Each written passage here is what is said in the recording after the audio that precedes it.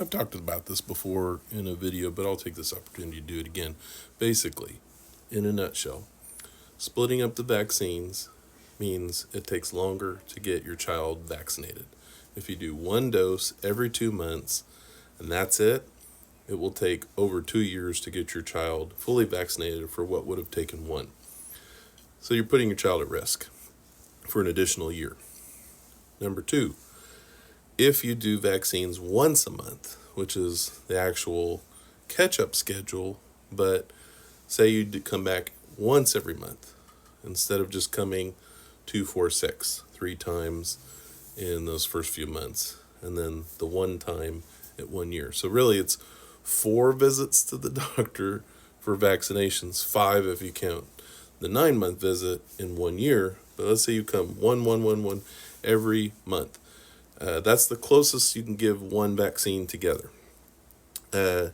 Each time you give one vaccine or 5 vaccines, you're stressing your child out. You're causing cortisol levels to increase. We've measured this by swabbing the cheek of a child in studies to show that cortisol levels go up after vaccination. That's because it's stressful and it hurts. But there's no difference in cortisol levels between the child that got 1 vaccine or the child that got 5. So there you go. There's no benefit to giving less vaccines together, but they've already been studied together. What they haven't been studied is apart. They haven't been studied given separately. So pediatricians that agree to these alternative schedules are doing so because they feel forced to, but not because they believe in them or they know there's science or evidence behind them. They live in a community that has 50% refusal, and the hesitant parents that want to get vaccines are demanding that they give the vaccines separately.